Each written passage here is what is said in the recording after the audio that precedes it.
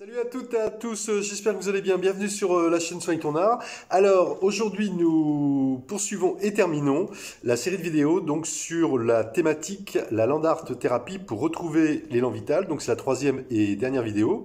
Sachant que dans celle-ci nous allons particulièrement aborder la question des rituels. Très important dans la land art thérapie, mais aussi des différentes possibilités créatrices en séance de land art thérapie. Donc au sommaire, nous allons voir plusieurs points. D'abord, en séance de land art thérapie, des rituels pour se relier et faire corps avec l'environnement naturel. Ensuite, nous allons voir des idées pour créer avec tout type de composants naturels, des idées pour créer en présence de l'eau, des idées pour créer avec le vent, la lumière, des idées pour créer uniquement avec des pierres et des galets notamment. Voilà.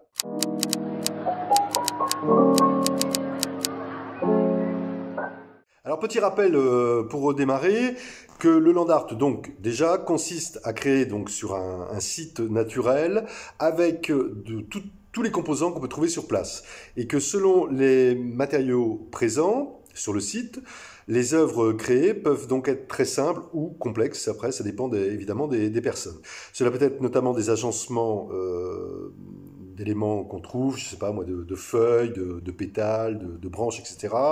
Des alignements, des empilements, ça peut être des tracés, ou alors des créations plus subtiles, à partir notamment de végétaux liés ou encore tressés. Considérant qu'en fait, fondamentalement, l'idée majeure est donc de laisser son empreinte en créant des paysages imaginaires qui, notamment, par exemple, peuvent entrer en harmonie avec le site, considérant que, comme dans les murs, l'idée évidemment c'est que la création soit avant tout l'expression des émotions et donc une esthétique des émotions.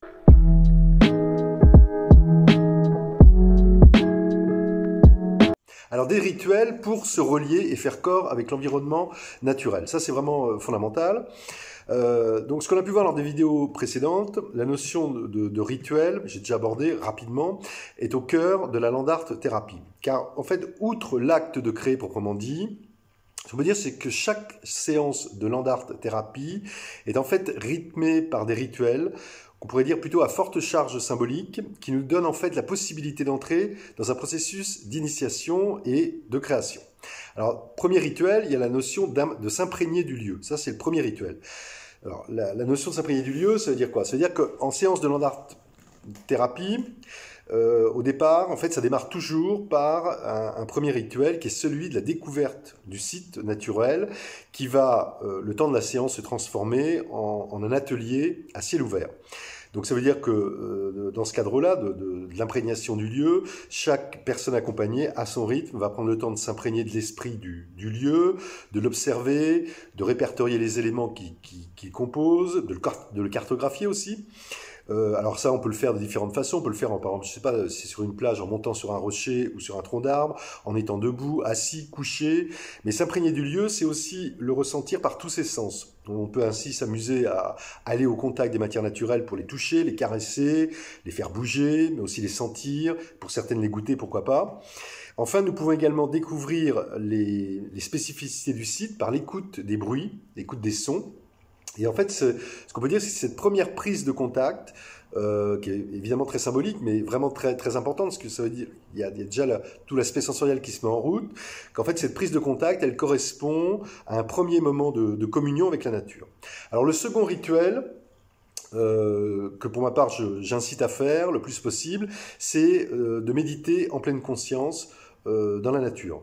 Et on peut dire que ce second rituel, donc il va durer quelques minutes. C'est par exemple après avoir choisi un endroit qui nous parle, l'idée c'est que nous pouvons nous asseoir ou encore rester debout, et surtout avec l'idée de laisser venir à soi, sans les arrêter, toutes les idées, toutes les pensées, toutes les images, les sensations, les émotions qui ont été stimulées notamment par la prise de contact avec le site naturel, avec l'environnement naturel.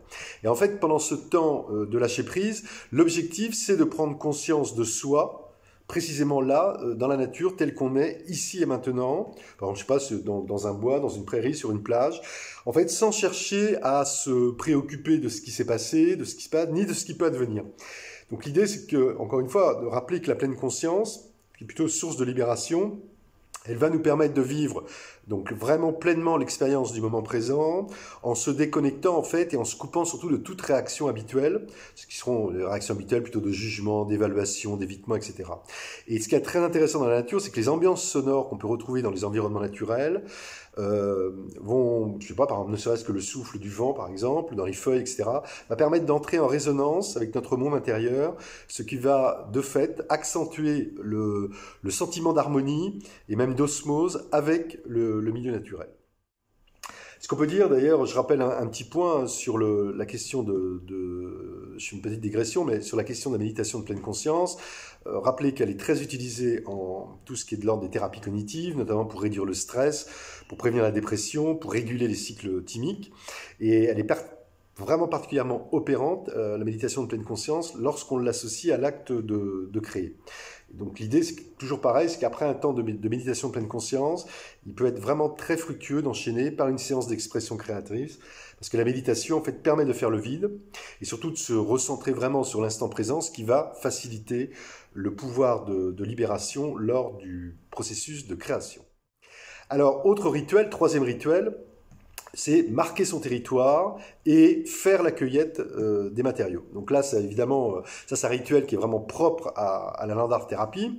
Alors ce qu'on peut dire, c'est qu'en séance donc, de land art thérapie, avant d'entrer dans le processus de création, juste avant, s'instaure vraiment le rituel de la cueillette. Alors là, ça renvoie vraiment aux premiers hommes. La rituel de la cueillette, en fait, des éléments en vue de la future création.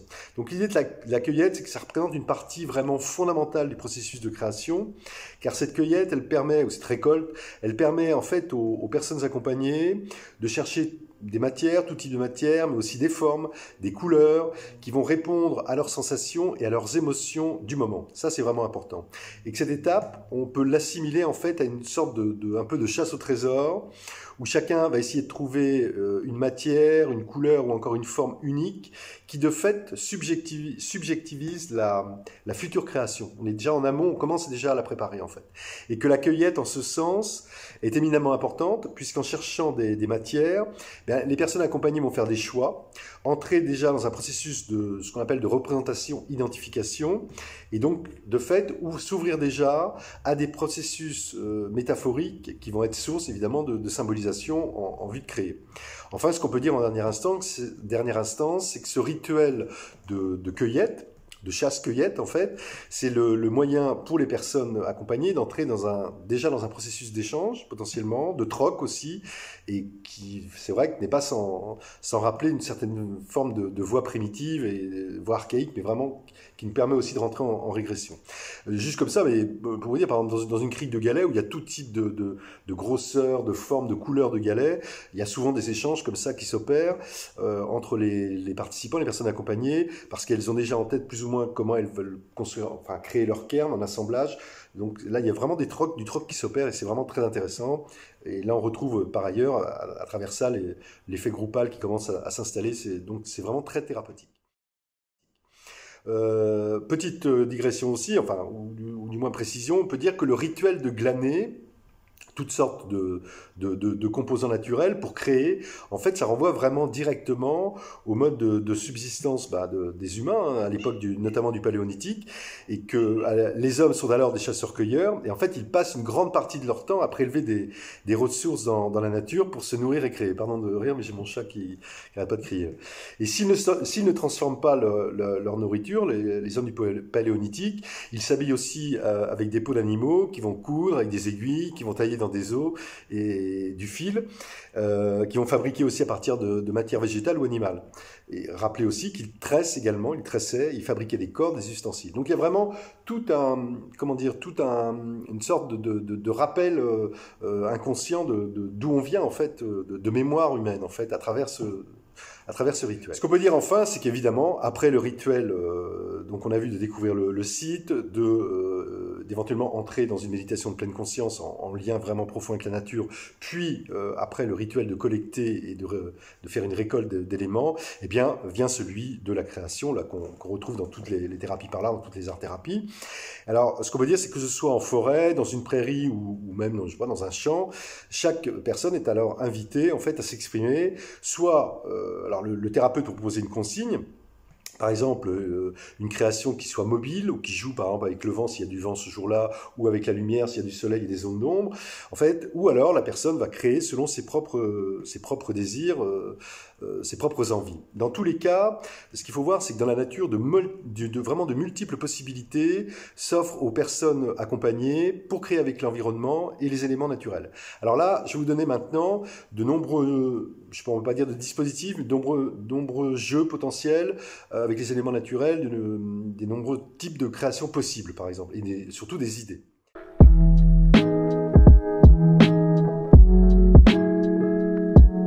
Alors, de manière générale, ce qu'on peut dire, en termes d'idées pour créer, avec tout type de composants naturels, on peut créer à partir, par exemple, de stocks de pétales, de récoltes de pétales, de récoltes de feuilles, de baies, de branches, de cailloux aussi, de galets, etc. Avec l'idée, par exemple, de faire des élaborations plutôt de forme graphique selon différents modes. Donc ça peut être vraiment là purement sur des questions de graphisme et non pas comment dire, non pas de matière proprement dite.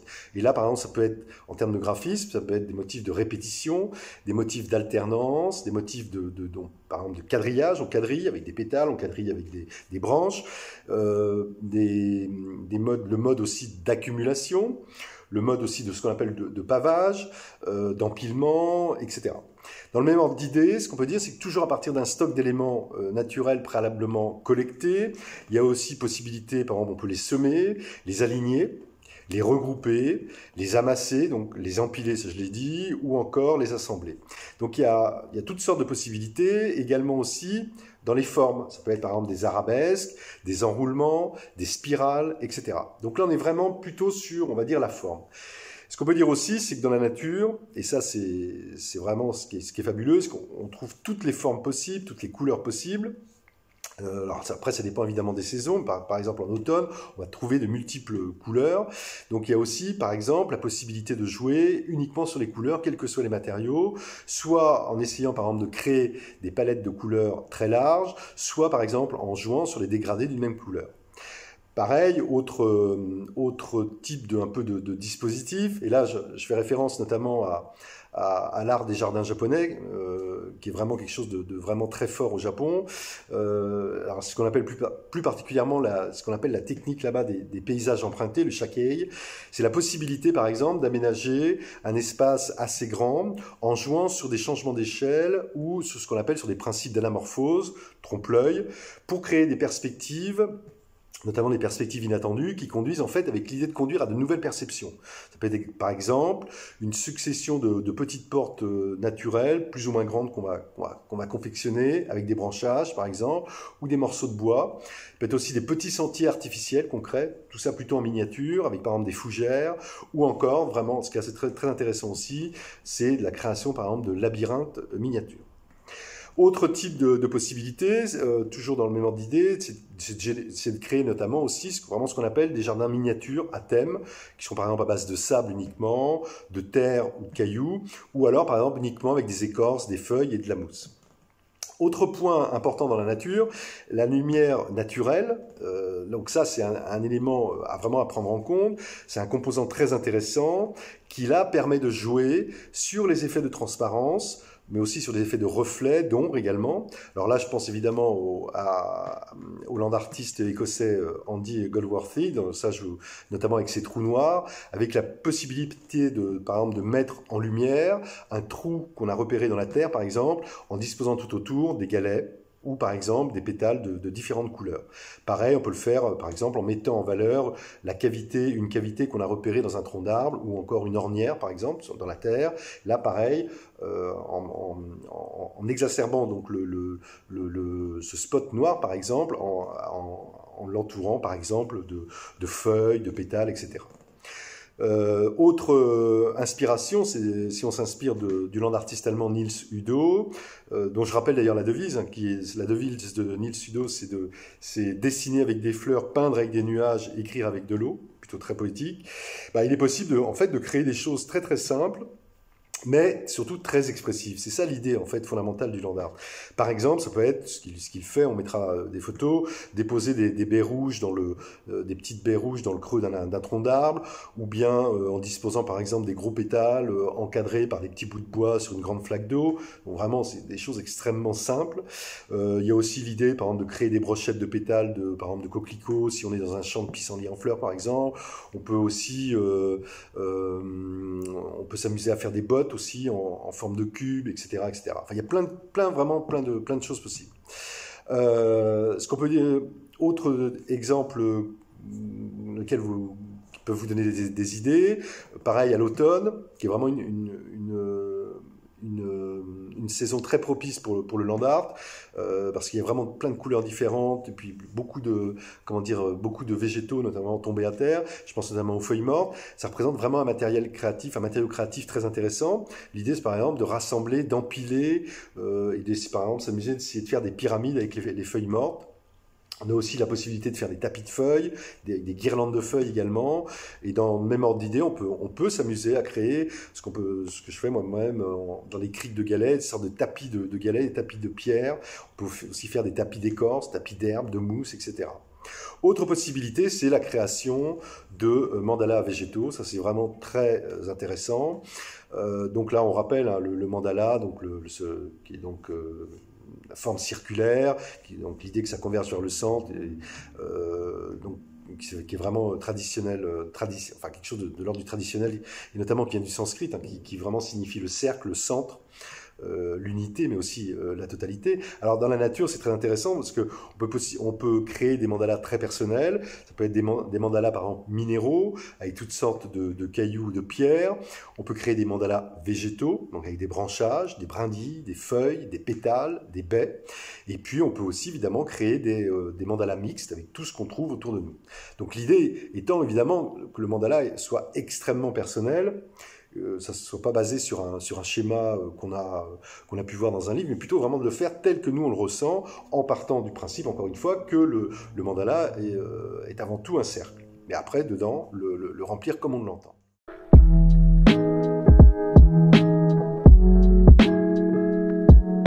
Alors, parler un petit peu, donc je disais dans le sommaire, des idées aussi avec la notion avec la présence de l'eau, considérant que l'eau est une matière naturelle qu'on va retrouver sous de multiples formes dans la nature, que l'eau, par ailleurs, elle s'observe, hein, elle est très captivante, l'eau, mais elle s'écoute aussi, savoir que l'eau, elle peut être maître, mais aussi extrêmement donc bavarde, qu'elle est fluide, qu'elle peut changer de couleur selon la lumière, qu'elle charrie aussi plein d'éléments naturels, qu'elle transporte, qu'elle brise, qu'elle façonne.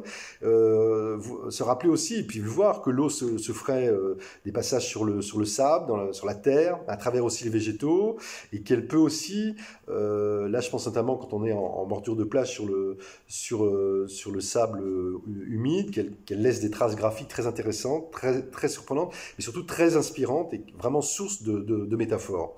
Donc là, on peut vraiment s'en inspirer quand on en trouve. Donc, ce qui peut être aussi...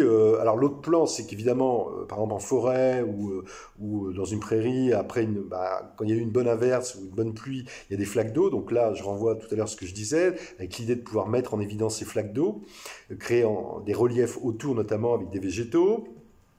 Dire aussi que l'eau peut être présente sous la forme de rivières, d'étangs, de ruisseaux. Donc là, on peut s'amuser à créer, à confectionner, vraiment créer des petits jardins flottants, par exemple sur des radeaux, des mini-radeaux, à partir de bois flottés ou d'assemblage de branchages, etc. Que ces jardins miniatures flottants peuvent être aussi composés donc, de feuilles, de pétales, de baies, de mousses, toujours pareil, d'écorce. Enfin, n'oublions pas, et ça c'est vraiment très intéressant, c'est que l'eau permet de transformer la terre en boue, et qu'on peut en faire donc, on peut cimenter avec ça, que cette dernière, en fait, mélangée avec des végétaux, on peut créer des nids, par exemple, fortifier des nids et aussi construire, par exemple, des petits tumulus.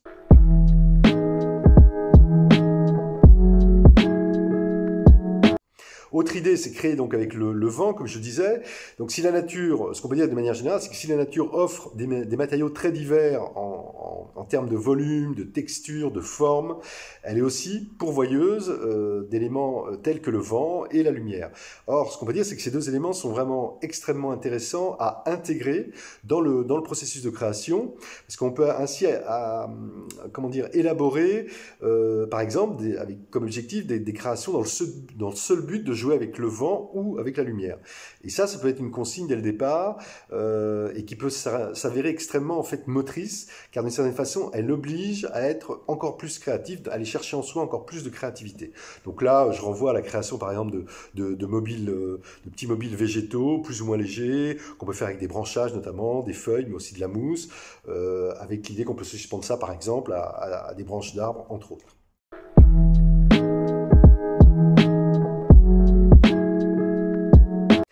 Alors, des idées aussi pour créer uniquement avec des pierres et des galets. Alors là, ça revient à quelque chose d'extrêmement archaïque, hein, puisque l'empilement des pierres, c'est vraiment une pratique ancestrale qui ne demande en plus pas du tout de technique particulière. Donc là, ça renvoie à la notion notamment de cairn, hein, qui existe franchement, depuis des millénaires et dans toutes les civilisations. Alors là encore, tout est possible avec les galets, les pierres.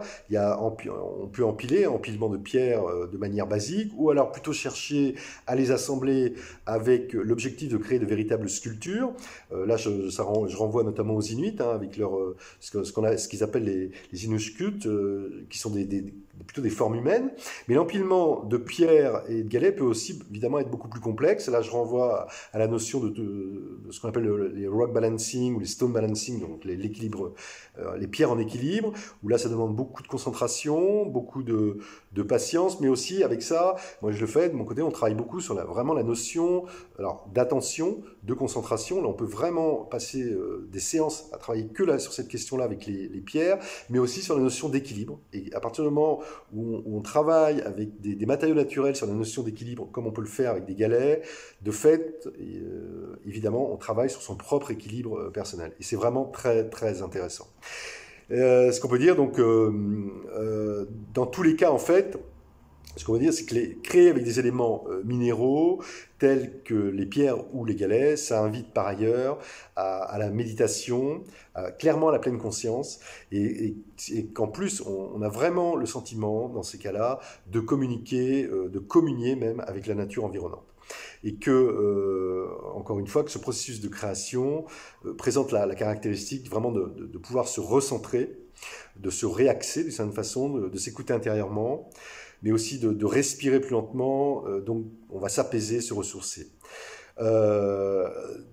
Alors, donc, quelques petits points, par exemple. Donc, dans une crique de galets ou sur une plage où il y a des galets, des pierres, donc on peut créer donc son propre cairn en empilant des galets. Ce qu'on peut faire aussi, c'est comme pour les végétaux, on peut créer des tableaux de pierres, des tableaux de galets, soit en abstrait, soit en figuratif, en utilisant par exemple toutes sortes de minéraux qu'on va trouver. Ça peut être des galets de granit, mais aussi on va trouver du quartz, du schiste, de terre cuite également. On peut vraiment aussi s'amuser à partir de tout ce qui est de l'ordre des minéraux de pierre et de galets, de créer des damiers, notamment avec des couleurs différentes. Enfin, on peut aussi s'amuser, notamment alors là sur des espaces plats, donc notamment une plage de sable avec des stocks de galets, c'est de créer vraiment des alignements, des cercles, des spirales, mais surtout toutes sortes de formes géométriques. Et ça, c'est vraiment également peut être très intéressant dans l'esthétique des émotions. Voilà, donc je vous ai donné quelques idées de création, de dispositifs. Alors avant de se quitter, et pour conclure en fait sur cette série de vidéos sur la land art thérapie, alors rappelons, moi je pense que c'est vraiment très important, rappelons que nous sommes tous issus donc de la nature, ça c'est vraiment fondamental, que nous faisons partie de la nature, et que pour cette raison en fait fondamentale, lorsqu'on reprend contact avec elle, et notamment pour y créer, on va retrouver une véritable intégrité physique, mentale et créatrice. Et que ce qu'on peut dire vraiment, c'est que s'immerger et créer en milieu naturel favorise, et ça c'est fondamental, une réunification du corps et du psychisme, et que c'est donc un facteur essentiel pour avoir pleinement conscience de notre être au monde. Rappelez aussi que la nature est thérapeutique par essence, on l'a vu, et que c'est un vrai formidable terrain pour l'imagination et l'expression. Voilà, dire en dernière instance, pour conclure, que le land art est en cela une formidable médiation artistique, car elle permet à la fois, d'exprimer pleinement notre créativité, mais également de se redécouvrir un autre rapport à la nature, mais aussi à notre rapport à soi, et que entrer encore une fois dans un processus de création au sein de la nature, ça permet d'observer, ça permet d'analyser, d'expérimenter, et surtout d'exprimer notre relation avec l'environnement. Finir enfin sur un dernier point, en dernière instance, c'est que le land art cette médiation est aussi un art romantique par excellence, un art poétique, et qui dit poésie, dit de fait émergence des sensations, des émotions, des sentiments. Et que dans ce sens, créer dans et avec la nature, tel qu'on peut le faire, notamment via le land art et la land art thérapie, ça doit vraiment être considéré avant tout comme un hymne à la vie. Voilà.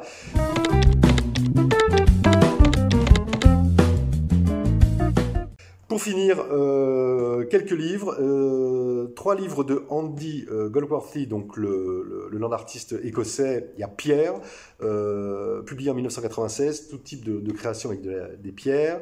Il y a Bois, publié en 1996 également. Et il y a Créer avec la nature, publié en 1998. De moi-même, je recite, je crois que je l'ai cité, j'en suis plus sûr. Il y a La Land Art Thérapie, c'est parti, publié en 2017. Et un que viens de publier en 2020, c'est Se connecter à la nature par l'expression créatrice primitive, sachant qu'on fera, je ferai 2 ou 3 vidéos sur la notion vraiment d'expression créatrice primitive avec d'autres types de médiation. Voilà, et ce livre-là a été publié chez Jouvence en 2020. Voilà, si vous souhaitez réagir ou me contacter au sujet de cette dernière vidéo sur le land art, n'hésitez pas, je vous renvoie à la barre à la description dans la chaîne. Par ailleurs, si cette série de vidéos sur la land art thérapie vous a plu, n'hésitez pas à liker, partager et vous abonner. En attendant la prochaine vidéo, portez-vous le mieux possible et surtout, n'oubliez pas de soigner votre art. Bye bye, à bientôt.